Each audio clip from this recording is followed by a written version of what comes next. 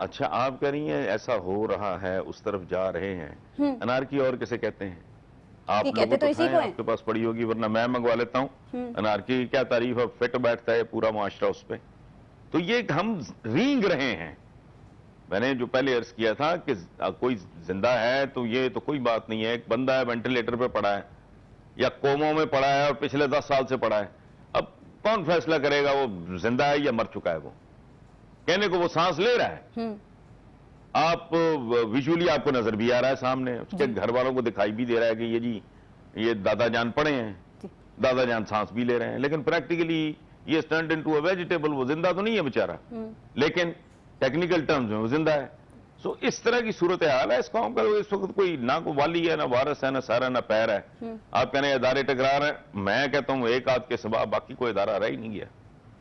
اور اب دیکھیں بات سنیں، یہ بہت ہی بڑا، بہت ہی سخت جسے کہتے ہیں کوئی قدم اگر کوئی اٹھائے، وہ مجھے کسی میں اتنا حوصلہ نظر نہیں آتا۔ یہاں بڑے بڑے فوجی ڈکٹیٹر بھی آئے، ان میں بھی کبھی یہ ہمت نہیں ہوئی، صرف مولوی کے ڈر سے وہ اب بڑھتی ہوئی آبادی کی بات ہی نہیں کرتے۔ میں مدتوں سے یہ بات پیٹ رہا ہوں، کسی دوسرے سے میں نے کبھی آج تک نہ سنا ہے نہ پڑھا ہے کہ اس ملک کو برباد کرنے کے لیے جس طرح ہماری آبادی بڑھ رہی ہے، وہ اکیلا فیکٹر کافی ہے۔ 20-25 سال کے بعد بندہ بندے کو کھا رہا ہوگا فزیکلی۔ یہ جس طرح the way we are growing in terms of population، یہ مکمل بربادی ہے۔ اچھا کہیں گے کیا یہ عجیب و غریب مجہول قسم کے لوگ اٹھ کے آ جاتے ہیں، حالانکہ ان کو کوئی بندہ پوچھے کہ ہم وہ لوگ ہیں جن کے اسلاف نے، جن کے بزرگوں نے، ہمارے آقا کا حکم ہے اعتدال اور میانہ روی، بالکل جی، کھانے میں بھی اعتدال، حتیٰ کہ عبادت میں بھی اعتدال، تو بھئی تم خرگوشوں کی طرح پھیلتے جا رہے ہو، نہ کھانے کو، نہ پڑھنے کو، نہ بچوں کے لیے اسکول ہے، نہ پانی ہے، نہ علاج ہے، نہ تعلیم ہے، نہ پروٹیکشن ہے، نہ تحفظ ہے، آبادی بڑھائے جا رہے ہو۔ تو اسے تو کافی ہے، آپ کو کسی دشمن کی ضرورت نہیں۔ حسن نثار صاحب تھوڑا سا میں جاننا چاہوں گی، جو پچھلا ہفتہ تھا، جو یہ پچھلے 7 دن تھے، اس میں جو بھی انکشافات ہوئے، جو بھی الزامات ہوئے، ظاہر ہے آپ اچھی طریقے سے جانتے ہیں، آپ کی نظر سے وہ گزرے ہیں، یہ کیا خیال ہے کہ یہ 7 دن ہماری تاریخ میں بدترین دن ثابت نہیں ہوں گے؟ کیونکہ ان 7 دنوں میں جیسے کہ آپ نے بھی بات کی، کوئی ایک آدھ ادارہ بچا ہے، لیکن ہر ادارہ، ہر شخص، جوڈیشری سے لے کر میڈیا تک مشکوک ہو گیا ہے۔ اس حمام میں کسی کے تن پر کپڑے ہیں؟ دیکھیں میں کل پرسوں 2 دن لگاتار میں نے یہ بات کی ہے اور میں دہرا رہا ہوں کہ ہم نے تو محاورہ بدل دیا۔ محاورہ وہ ہے جو آپ نے ابھی بولا ہے کہ سمام میں سارے یوریاں ہیں، تو میں نے کہا کہ یہ محاورہ بلٹ گیا ہے، اب یہ پورا معاشرہ ایک بہت بڑے حمام میں تبدیل ہو چکا ہے۔ یہ پورا معاشرہ ایک حمام ہے جس میں اگر کوئی آپ کو سطرپوش نظر آتا ہے تو وہ آپ کی نظر کا دھوکہ ہے، ورنہ ہے صورتحال وہی جس کی طرف آپ نے اشارہ کیا ہے۔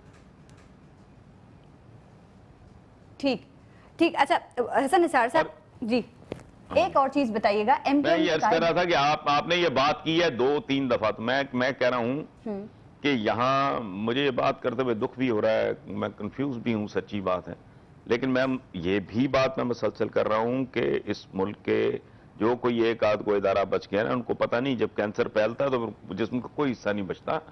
کوئی احتیاط کریں، کوئی خدا کا خوف کریں۔ ایک بات ہے، آخری امید اگر کوئی ہے، اگر، یہ بہت بڑا اگر ہے، اور میں زبردستی یہ بات کر رہا ہوں تاکہ بالکل ہی لوگ نہ کہیں گے یار اس کو کچھ بھی دکھائی نہیں دیتا، دس کنٹری، دس سسٹم، میں نے کہا اس کو تیزاب سے غسل دو، یہ اتنا ناپاک ہے، اس کی کھال پہ اتنی گندگی ہے کہ وہ کسی ڈٹرجنٹ کا، کسی صابن کا، کسی شیمپو کا کام نہیں ہے، تیزاب سے غسل دو، اور پھر دوسرا غسل اس کو جسے بلڈ باتھ کہتے ہیں، اس کے بعد کس کے رکھ دے کوئی، ان کو سیدھا کر دے، جسے کہتے ہیں نا جبر کا، جبر نکلا ہے جبیرہ سے۔ مصیبت یہ ہے یہاں عربک کے لفظوں کا مطلب بھی کچھ ہوتا ہے، لوگ کچھ سمجھتے ہیں۔ جبیرہ ہاتھ بازو ٹوٹ جائے، اس کو سیدھا کر کے جو ارد گرد لگائی جاتی ہیں لکڑی کی، وہ اس کو to keep it straight and to keep it intact, وہ جبیرہ سے نکلا ہے جبر، چیزوں کو سیدھا کرنا۔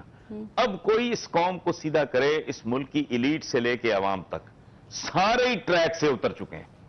ٹھیک، حسن نثار صاحب، جو بھی ملک کے اس وقت حالات ہیں، آپ جانتے ہیں سکینڈلز کی بات بھی ہو گئی, حالات کی بات بھی ہو گئی. میں آپ سے ذرا الیکشن جس کا ذکر ابھی آپ نے شروع میں کیا تھا وہ پوچھنا چاہ رہی ہوں. آپ اس ملک میں الیکشن ہوتے ہوئے دیکھ رہے ہیں یا پھر ابھی جو گزشتہ ہفتے کی صورتحال رہی ہے یہ معاملات آپ سمجھتے ہیں کہیں کسی نئی صورتحال کی جانب اشارہ کریں؟ جمہوریت نظر آ رہی ہے آپ کو بچتی ہوئی اس ملک میں؟ دیکھیے پارس, مجھے تو آپ کے سوال پہ اعتراض. آپ نے کہا جمہوریت بچتی ہوئی نظر آ رہی. اس ملک میں نہ کبھی آمریت آئی ہے نہ جمہوریت آئی ہے. وہ کھوٹا ملاوٹی 2 نمبر کاروبار ہوتا ہے. آمریت بھی 2 نمبر ہوتی ہے.